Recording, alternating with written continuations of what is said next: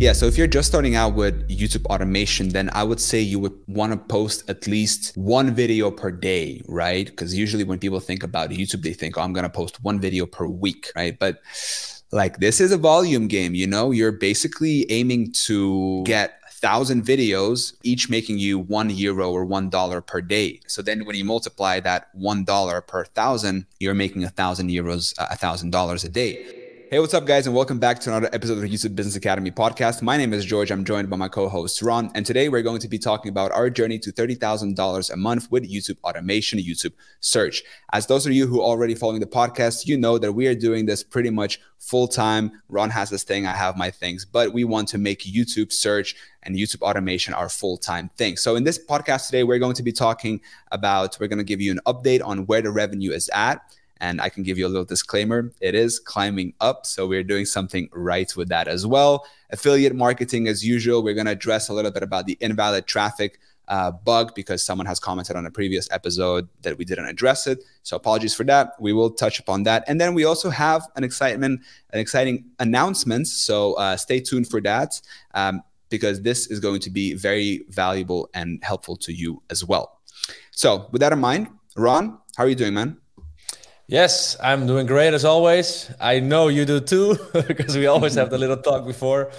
And yeah, I saw the comment as well, like we need to hit on the invalid traffic. So why not do it right away? I know the problem is still happening right now. Channels are still getting hit, also people that we know. So that's sad. Like people literally, like their revenue declines with like 80%. Yep. That's crazy. Will have a huge impact on people if they fully rely on just YouTube AdSense. I believe YouTube will eventually fix it because channels that got hit are like, a lot of channels are just organic growth. Even some browse channels like are hit as well. And if more and more channels will get hit, like YouTube can't like look away. So I think they will fix it, but yeah, we just have no clue when. And some people say like, oh, you need to turn off the embedding so you won't be featured on like other sites, maybe using your videos. And also someone in a Discord community said like that didn't affect anything at all. Like somebody still got hit even that turned off the embedding. So I think it's just a risky thing right now, and fingers crossed that it won't happen to you, I think. Yeah, I think it has to do something with, because there was an announcement in the YouTube studio that they are basically simplifying something to do with the monetization. So I don't know if there's something to do with that. Maybe, who knows? But like you said, some of the biggest people in the industry are getting hit. I'm not gonna say any names, but people that we had on podcasts, people that are friends. So that's pretty scary. You know, revenue goes down from like $370 down to like $50 for one of my friends. So yeah, pretty scary stuff. But there is a little hope. So basically, oh, by the way, my channel is still, my second channel still has the invalid traffic, or the revenue is still down. The skippable ads are still down. So that channel is not making that much, about maybe €300 per month. But someone in the Discord community sent a video where a guy basically was able to fix his invalid thing. And in the video, I clicked on the video and I watched that little part. And he basically said that he didn't, he just kind of turned off by accident skippable ads, and then he just went in the upload settings, he turned them on again. But that's not the case for me. I'm pretty sure that's not the case for a lot of people as well who got hit with this. But the top comment of that video said that he noticed that channels that get hit with invalid traffic recover after 3 months exactly. So maybe when YouTube kind of penalizes a channel, right, for this invalid traffic, maybe they have like a certain 3-month period, right, where the channel doesn't get, you know, normal revenue or whatever. And then after 3 months on that exact date from the time you got hit, it's going to recover. So I think that makes sense. I think it makes sense, by the way, because like basically what will happen is like I've tried to look up the videos of the channels that got hit, and I looked like one or two videos, and the types of advertisements they're getting on high RPM topics are very broad advertisements, like Yeah. from McDonald's or Subway, like ads that will apply to almost everybody. But those kind of ads, of course, will give you very low RPM. So Yeah. I think channels that got hit with like invalid traffic, your channel will get like flagged, like, hey, you're getting your ads or your account will be placed in a different category of ads, no high RPM ads, and that is also why you get that huge drop.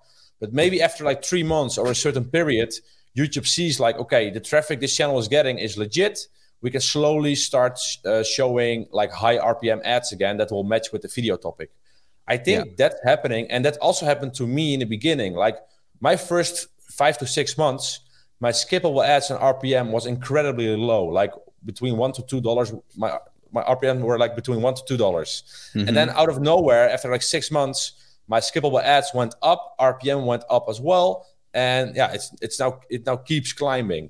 And I think YouTube now sees my channel as like a healthy channel. As for now, like of course it can get fucked again soon, but who knows? And I think that's the whole case. Like it probably will take time to recover, but yeah, let's see. Yeah, exactly. So I think the only thing that we can do is just wait and see what happens. Hopefully YouTube addresses this more and they kind of, you know, take it easy on the whole invalid traffic and just flagging channels left and right. So let's see. Who knows? Yeah. But for now, this is all I can say. And this is pretty much all that Ron can say. Yeah. Let's talk about our revenue. How is that looking for you from AdSense perspective?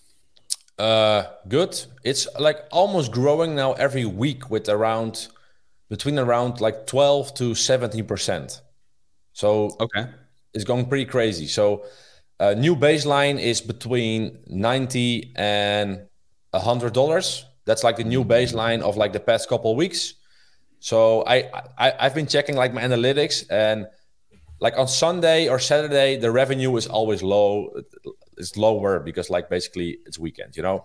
Yeah. But the weekends are always like the past weekend was higher than previous weekend, and like the weekends always like climb a little, and then I just know like, okay, there's like a nice incline over the whole period. So right now, yeah, slowly going to like $100 days steadily. Let's go. Yeah, so that's basically my status. It's growing. The views also like 40,000 views every 48 hours right now. So that's the status. What about you? Very exciting. It's funny you said 40,000 views every 48 hours because I'm getting about 12.5 to 13,000 views every 48 hours. And I'm hitting like 107 euro days. So my RPM on average is like, like three times higher. Three times higher than your channel. But I've had, I've hit 107 euro day on September 10th. So this was my first over 100 euro day, which is super, super exciting. Then I hit 103 euro day on September the 18th. So there was a little like one of those. And yeah, now it's at 103. So I think on average, it's at about like 80, 85 euros per day. If you take the last 7 days, it is at 500 euros in 7 days. And that's not counting one day, right? It's counting 1, 2, 3, 4, 5, 6. Okay, so in 6 days, the channel made 500 euros in the past 6 days. So yeah, it's pretty good. Like 70 a year, 80, and then 100 euro day. Yeah, but for you, it's also like a new baseline, right? Like the 90, 80, and 90 euros, something like that. Dude, everything that is happening for me is crazy right now. Like I meet people in real life, and I'm like, they're like, "What do you do?" And I'm like, yeah, I guess I make YouTube videos. Yeah, you know? getting serious. Because it's getting serious. Like now it's like a full-time, basically like a full-time thing. And I hired a contractor, a freelancer from the Philippines, and he had his first working day on Monday. And we had a call this morning, and I was like, all right, so how's it going? He's like, dude, I thought content like production basically is like a hobby type thing. Like, oh, I'm going to go in and make some videos and hopefully someone's going to watch. But the system you have going on, it's like proper job. Like, cause we have like a management spreadsheet. We have people like, you know, I'm doing the keyword research, and then I record, he records, and then it's just all gets chopped up and put into the channel and stuff. So there's there's a big volume going on of things at the same time. But yeah, my focus is basically now high RPM topics. Like I'm trying to find the highest RPM topics. But before we talk about highest RPM topics and what my thinking and your thinking about that, how about, Ron, you tell us about the exciting announcements that we have prepared for this podcast episode today? Yeah, so if you're like a frequent listener or in a Discord community, you know we're busy with a program, and we're happy to announce that the program now is live and you're able to join in. We also have a free training online that you can reach out with, or that you can check out with some valuable information that can probably help you with your whole YouTube journey. Yeah. And if you're like serious about growing your YouTube channel or trying the YouTube search strategy, but you maybe not sure know how to find the keywords or how to set up your systems for your freelancers, I highly highly recommend to check out the program. And yeah, if you want to bring your channel to the next level, I suggest you check it out. That's basically the thing we're working on the past weeks. It's an in-depth program. It will take 6 months, and all the details are in the links in the description as well. It's almost too much to mention, but we're very excited to launch it. Yeah, and one thing that I want to emphasize is that not everyone is going to get in. So this thing that we're working on now, it's literally Ron, like the people you see on the screen or you hear in your headphones or whatever you're listening, this is what you get. We have our hands dirty. We're in this every single day. Like I said, we're doing this, and this is now a full-time thing for us. And as a side thing, we want to bring on people and help them as well. But the thing is, and there are people who reached out to me and they want to work with Ron and myself, but we turned them down because it's just not the right match. It's not the right fit, right? So I just want to emphasize that not everyone will have a chance to work with us. So we do want to qualify you. We want to work only with the motivated and dedicated people who really want to take this seriously, because it matters for us as well. Literally us working with you is helping, right? We don't have to do this, but we want to do this, right? And so if you want to work with Ron or myself, there's going to be a link down in the description, right? Or in the show notes. Check it out. There's going to be a free training that I've been working and Ron has been working really hard on. And then, reach out to us and see if you qualify. We'll have a call or something. And then if we are able to help you, and if you are the kind of individual who is dedicated and motivated and is in the right position in life to really take this to the next level, like Ron said, then I think we'll have a good match. So reach out and let's talk. Sounds good. Yeah, exciting news. Exciting things coming up. Yeah, it's great. Exactly.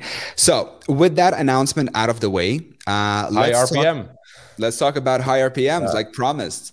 So what's going on your end with RPMs, and with your, I want to ask more a little bit about the thinking that is kind of evolving, because this thing, it's like a living and breathing thing, right? This YouTube, this topic research, so how is your thinking at the moment? Where are you right now with topic research? How do you go about it?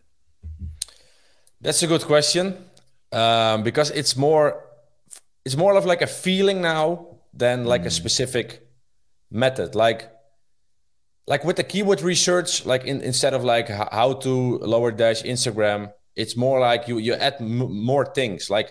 I have now a lot of data from the past 9 months in my YouTube channel, and I can see what kind of topics are getting high RPMs, the past 7 days, past 28 days.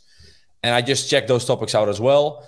And then on a specific software or app or anything else, you can probably make more topics around it. So I'll just look at it's mostly looking at my channel data now, and then see okay, can I make more of these high RPM topics that I already know will have high RPM? So that's the way how I am approaching it now. So, because I already have covered so many tools and apps and that kind of stuff. Yep. So that's my approach right now. And I try to make a couple of high RPM topics around the same thing that I know that will work. And of course, I will double check if the videos that are ranking right now will get a decent volume of views. And of course, I will check the quality, like how are their thumbnails, how do they open the video, what kind of person is like presenting the video or explaining the video. I still check that, like the basics. Like I think those are the first things those are the things you always need to do. Like, okay, who are you competing against? Mm-hmm. But then the topics itself, it's like not getting so difficult anymore once you have like the knowledge, the feeling, and to back it up with the data, you know. Dude, what you're saying here is like gold, really, because I've had the exact same thing happen to me, you know. You explain it really well in terms of like, I don't even go into the usual route of like that, you know, everyone knows about with the whole, you know, underscore or dashes or whatever in the search bar. Like I literally just go off the data that I already have, right? I look at the data and then I just think creatively. I look at it and I'm like, okay, this video is getting this much RPM, but this many views. Okay, this one is getting this many views, but this much RPM. All right. Oh, this one is performing really well. I posted it at this time. Okay, this is the thumbnail. This is the length of the video. All right. Why is that? Let me check it out. I check it out. Interesting. There was some competition, but I still outranked them. I wonder why. Cool. Can I make something similar to that?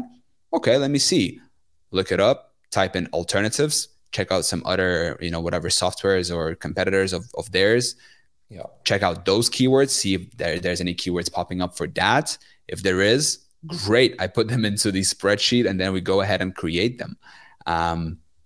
So yeah, I 100% agree. Like having already data on your channel is super valuable. So I think when you're starting out, it's important to just like throw things against the wall, see what sticks, and then start working from like the backwards, basically. Start looking at your data and then start going basically back, you know? Yeah. And based on what you're saying, like for beginners, like how often would you say beginners need to post videos per week or per month?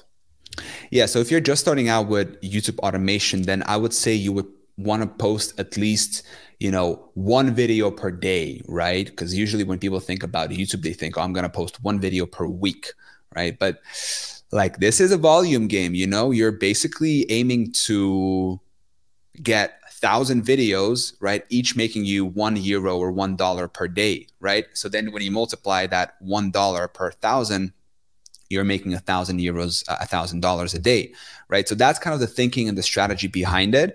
You're not going to get too many views from one video, but every view is going to add up to all the other ones. And then eventually you're having a lot of views and a lot of money. Okay. So that's kind of the strategy. But in terms of the amount of videos, like there's a fine balance between doing as much as possible and then sacrificing quality. But then there's a completely different thing of doing, you know, one video per week or one video per month and then having crazy quality. So the truth is usually somewhere in between, like in the middle. So what you want to do is you want to have a good amount of volume. So let's say a video at least a day in the beginning, maybe a couple if you can, if your budget allows you to, for example, and then, you know, post that for a month. You'll have, you know, 30 to 60 videos. Look at the data. Okay, is anything ranking? Is anything getting picked up? If it is, then you start working backwards, seeing, okay, can I make anything more similar to this? And then you just continue, and you have the momentum, and don't let the momentum die. You have to, like, the momentum is very, very important. You have to keep, you know, showing up every single day to this thing if you are serious. And then eventually, you know, you're going to have your breakthrough. Yeah, exactly. And do you also think there is like a specific video length for like in the beginning that people should use or? Well, okay. I want to ask you, what do you think about video length? Because we've discussed this and I'm curious to hear your opinion on this. Yeah, well, when I'm starting out with like a brand new channel, I do as many volume as possible in the beginning to build up like the channel authority. That's how I see it, you know, and to get some momentum going. So that would be my approach. Yeah. But like your approach also works like how you did it, like when you started out, is more like finding like the really golden nuggets, like the gaps in the market, basically no one is doing. Right. And then it doesn't matter how big your channel is or what kind of authority you have, because you will just rank because the quality is good and there's no real competition. So that's also an approach. I don't think there is a wrong approach at all. Yeah. But I would start off with like short and volume because it's really easy to outsource everything.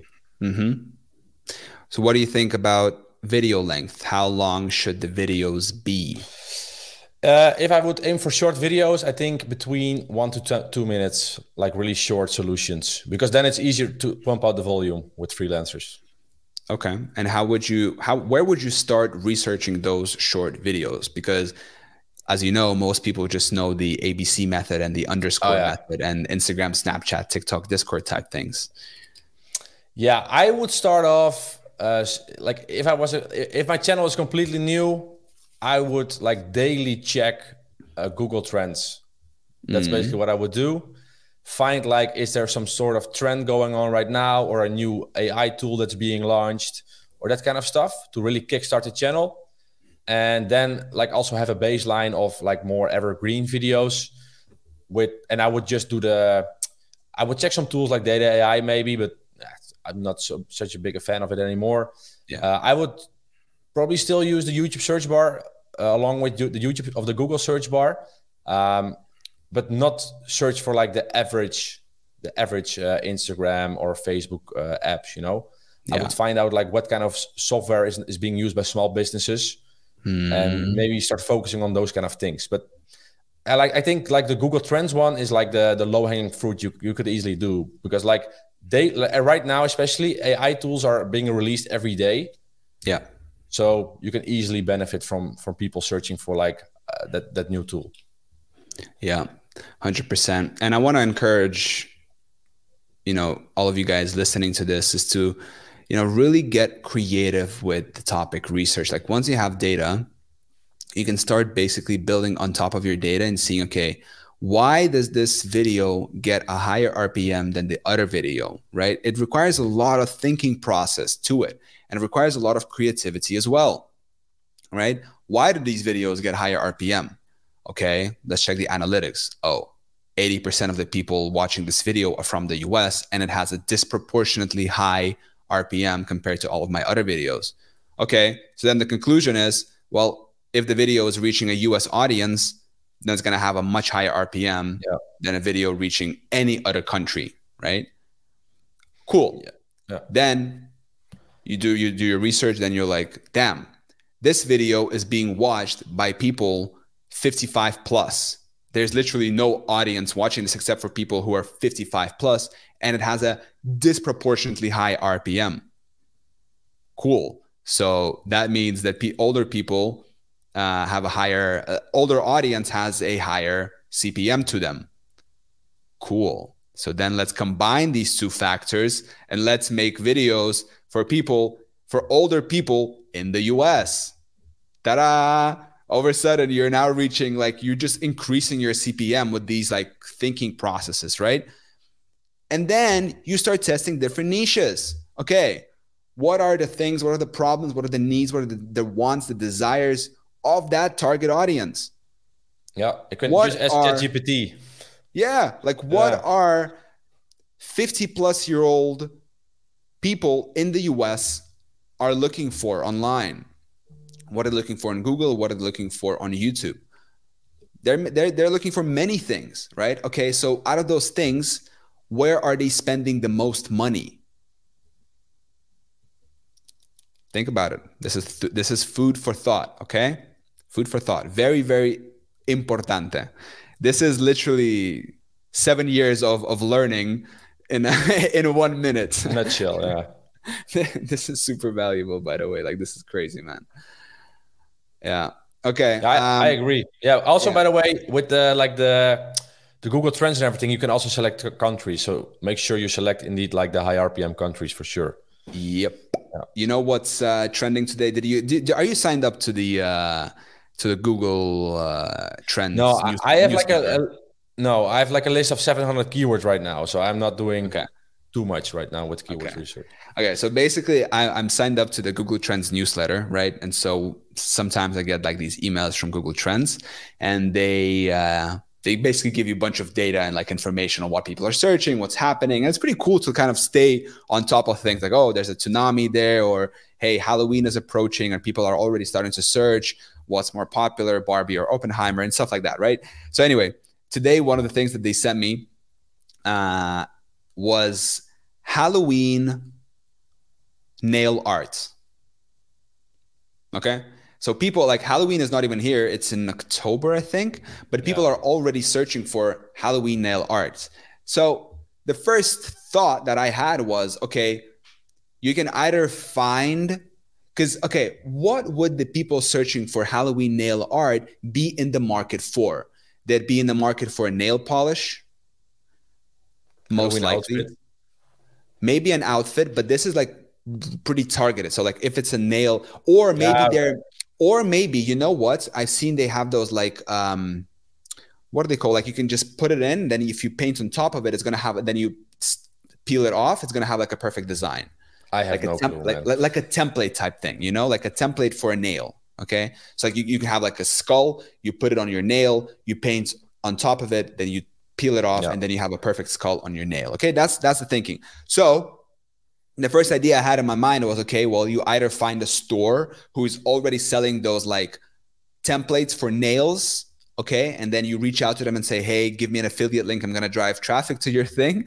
Or you try to, you know, throw up a quick store on Shopify, whatever. And you try to, and then you make that video and you try to, or you make a bunch of videos about that and you try to drive traffic and, you know, maybe create some kind of a bundle. And that's basically like, that's how I want you guys to think about when you're thinking about, you know, content creation and monetization. You know, it's not just posting videos and just, hey, we're going to get AdSense money.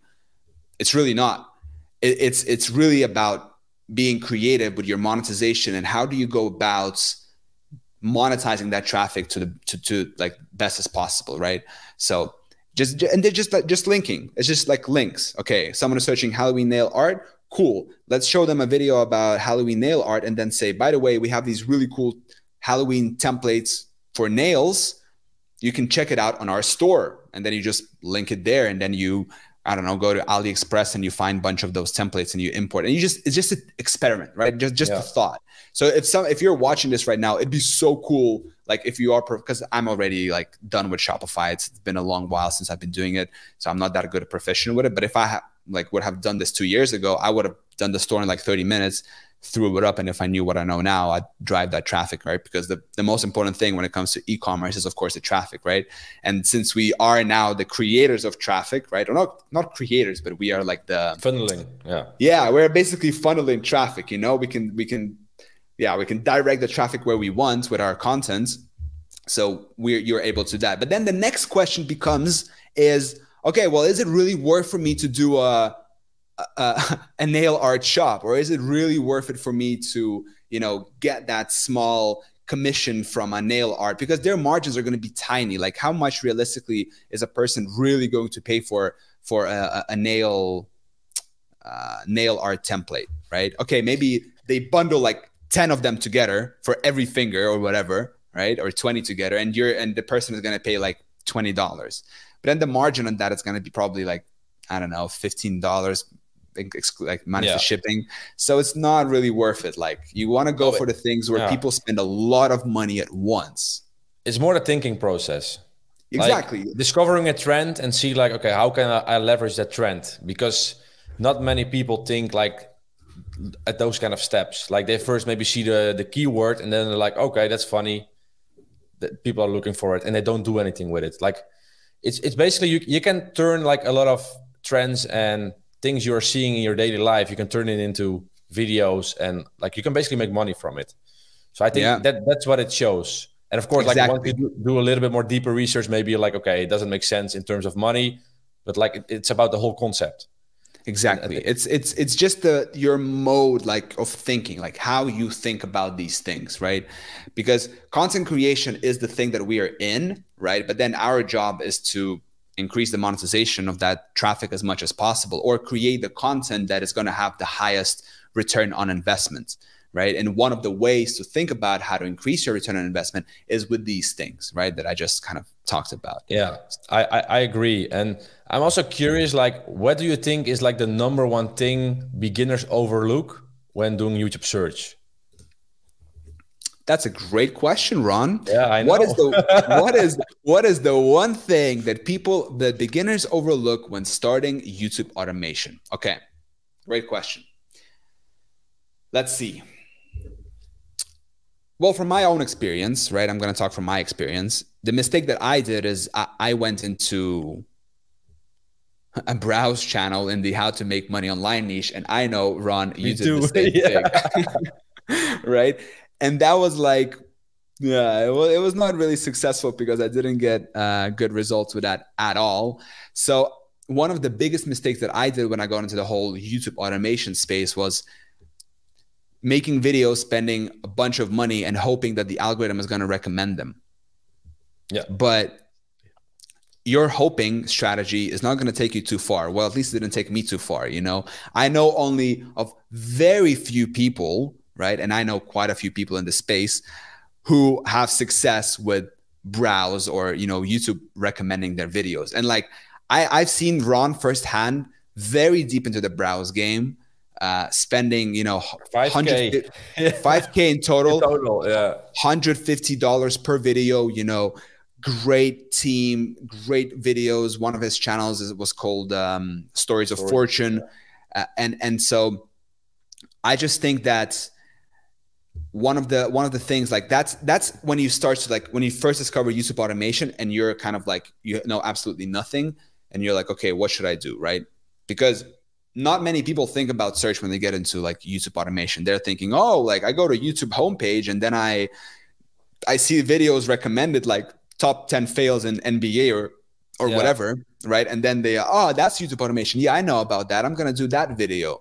But it's not like, it is that, of course, right? And you know, and I know of some people who have those channels. And by the way, they make crazy money. So there is time and place for that as well. But that requires such a deep knowledge about YouTube, such deep knowledge about thumbnails, about engaging storytelling, about hooks, about, like, you can go back and watch our podcast from before, like our masterminds where Ron was breaking down, you know, his thinking behind, you know, why Sunny B2 and those other channels really get pushed so hard. And it just gets so deep, it's, you know. Okay, help me out here. Psychology. That's how you say it, right? It's basically psychology. It's like exactly that's understanding viewer psychology, like what makes them click, what makes them not leave the video after 5, 15, 30 seconds, what keeps them watching. And a lot of it has to come down to the actual topic itself, right? That's what, like, Mr. Beast himself talks about. That's the thing. And I think a lot of people also underestimate that, like when they're starting YouTube automation as a side hustle, maybe to just start a business for some extra income, like the game, or like the business model is simple. You create videos and people watch the videos, you get paid for it. But like nailing that down and getting the views in is like a completely different level. Okay, cool. So then we address that thing. Now I want to ask you specifically, okay, so then someone's like, okay, cool, guys, I'm not going to do browse, I'm going to do search. So then let's talk about, what do you think is the mistake, most common mistake people make when they start with YouTube search? Because I think that a lot of people listening to this, well, first off, there are people who are already doing this, so we appreciate you guys. But then there's also people who want to get started with YouTube search, right? And they understand how it works, but they want to avoid the mistakes. So what would you kind of warn them? Like, what mistakes would you warn them to avoid? I think people make like two of the biggest mistakes, and those are, like, one is looking where everyone is looking. So they're making the same videos everyone is making. And the second one is like making really shitty videos. Like if you hear the first second of like the voice, you're like, this is such poor quality. I'm not even interested in the solution. Like those, I think, are the biggest two things that the biggest mistake people make with search. I couldn't agree with you anymore, Mr. Ron, because neglecting quality and making videos about saturated topics is no bueno. All you need to fail, basically. This is how you fail with a YouTube search. Exactly. Hey, that's a pretty good reel, by the way. If you guys noticed, like Ron and I, we've been getting more into reels now. So we're kind of in this brainstorming process about, okay, how do we do them? And I think taking that creative approach of like, this is 3 steps to failing with YouTube automation. And then you it's like a completely different approach. But yeah, just food for thought. Funny. But what you said about neglecting quality is super important, right? Like, remember we talked about it, how like, would you watch this video yourself, right? As soon as I started asking myself that question, and as soon as I started really being honest with myself and saying, hell no, I would not watch that video. This is horrible. If I was in the market to get an answer for this question, I'd go to the next video. And trust me, everybody thinks like that. So don't neglect quality. That's number one. And second of all, like Ron said, don't look where everybody else is looking. Get creative. People are searching every second for the stuff that you don't even know you don't know. Exactly. You know. Yeah. Dude, that's really difficult. And yeah, we're getting deep here. One other thing that I would like to mention, like search compared to like browse in general.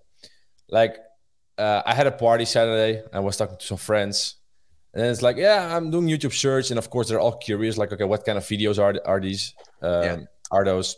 Yeah. And then you show the channel, and they scroll through some videos, and they're like, all those videos are getting like 50, 100, 150 views. Like, what like how serious are you taking this business model? Then I show like the back end of the channel. Yeah. And they're like, what? It's like they don't just underestimate it. So it's like how do you call it when it's like a sleeper business model? Do you know what it means? Yeah, like if you have a very fast car that looks like a very slow car, that's basically like a sleeper build. Yeah. It's like the same with search, in my opinion. Like people on the outside are like, this channel is wasting its time. Like it's making so many videos each day. It's getting so little views. It doesn't make sense. I love that. I love that. Like my dad is the same, you know, because my dad is like my biggest fan. So then my dad is like, he calls me. He's like, George, I don't understand. You're posting these videos, but they're getting like 1, 2, 3, 5 views. I mean, sure, I'm like supporting you. I'm liking every single one of those videos, but like, where's the money, son? I'm like, Dad, chill. Yeah, here's the back end, you know. Then he's like, oh damn, like this really is growing. So yeah, like that's the thing. And I was, by the way, you're talking about like a party on the weekend. I was hanging out with some guys on the weekend as well, and you know, they were asking me like, and I was like super excited about this whole thing because I'm always just excited about like YouTube and this like online thing. And I'm like, yeah, so I'm doing this and this and that, and like I can kind of sense that they're like, whoa, like tell us more, like because they're, you know, they're not really into like entrepreneurship or online business or anything like that. They're just taking more of the traditional path in life with like the standard job and stuff, which by the way, nothing wrong with that, but it's like something novel for them. So then they start asking me questions, and I start explaining. And then at one point I'm like, all right, God damn it, give me a piece of like paper and a pen. So they gave me like this big, just like A4 type thing, A3 type thing. And I just take a marker and I start basically writing down like, 1, do this and this and this. Number 2, this and this. I was just basically everything that I know into like a blueprint, right? I send that blueprint to you and it had like 6 different steps, right?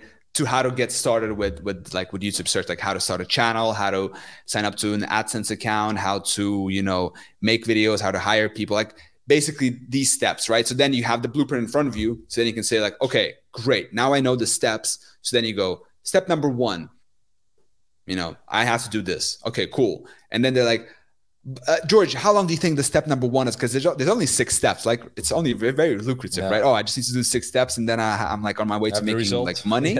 Yeah, and I'm like, yeah, it really is like that. And then like, okay, cool. So I'll get this done in a week. And I'm like, brother. I'm like, chill. I'm like, look, you see, step number 1, this can take you like a month if you don't know what you're doing. Do you know where to do this? Do you know how to do this? Do you know who to contact? No. Okay, so this will take you a month just to figure out step number 1. Okay, step number 2, do you know how to do this? If I wake you up in the middle of the night, would you be able to tell me? They're like, no. I'm like, okay, well, this is going to take you another maybe a week or so to figure out. And then they're like, oh, and then I could just feel their enthusiasm like declining as I'm telling them this. And I'm like, but hey, if you're able to do this on the other side of the fence, it's just freedom and independence and passive income and all these beautiful things that are your promise. But in the front end, it's like, God, how do I do this?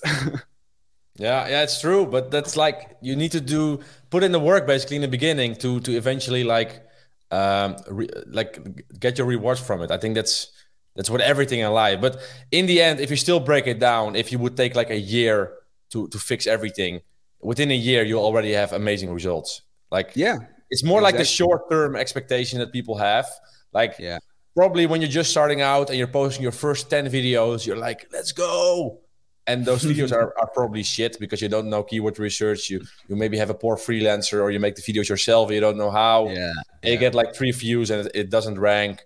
Like Yeah. then it's the key to keep posting for a month and another month and another month. And Exactly. then it grows. And imagine how like discouraging it might be when you've gone through the whole setup process, you have everything going on, then you upload your first video, you check back in the next day and it has like 1 view or something. Like, and then you're like, damn, I'm already like $1,000 in or 2,000 or whatever, like money in, time in, energy in. I'm getting absolutely no views. And now I need to continue doing this for the next couple of months to start to like get traction. And it's like, yeah, it can be quite discouraging, but I'm telling you, or not me telling you, it's actually Charlie Munger who is going to tell you, Warren's business partner. He said, step by step, you get ahead, but not necessarily in fast spurts. But you develop discipline to be ready for the fast spurts.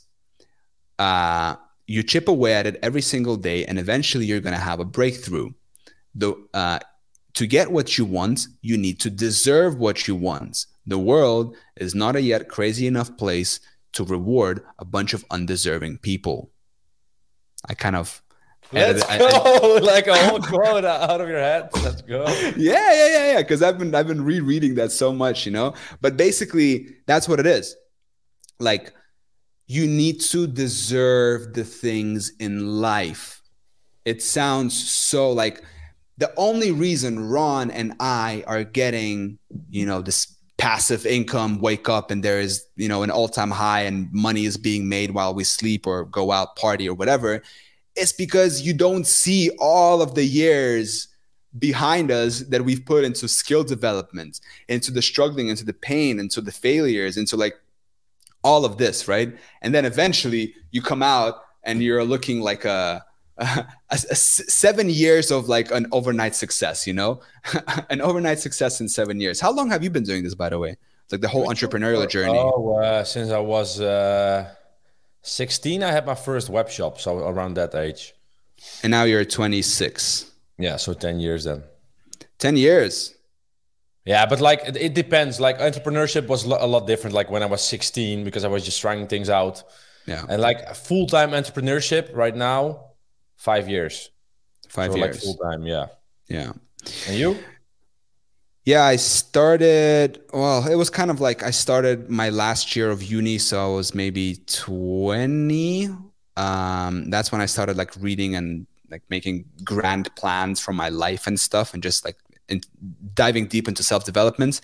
And then I went to the military. I couldn't work there. I couldn't do anything except for the last couple of months where I had my laptop and I literally like sneaked it into the military and I could work like 30 minutes before bed and I would have to like turn around from everyone so no one saw me. So I'd build my Shopify store and it was called meowcatlover.com. And, you know, I'd import some AliExpress like jewelry, like cat jewelry. So I had a niche.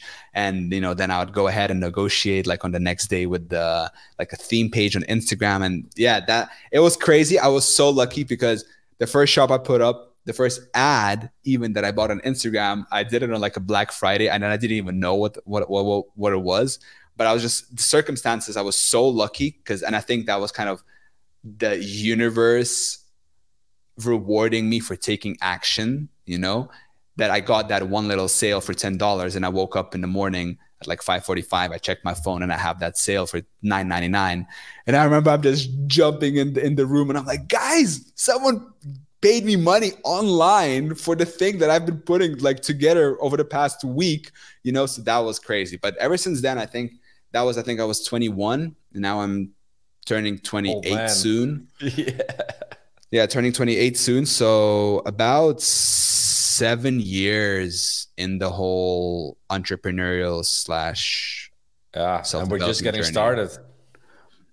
Dude, that's what I keep saying. Like I'm literally like now for the past 3 months, I'm just getting started. Because now I know what I'm doing.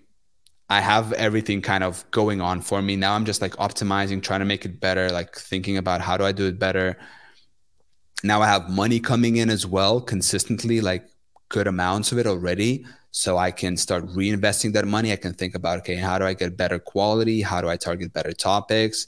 I also have reputation online, right? So I can reach out to companies and I can be like, hey, can we work together? Da da da. So it all of this, like, it all stacks up. You know, there was a very interesting graph from Sam Ovens in one of his videos where he was talking about how it was basically like a graph, like imagine a graph, right?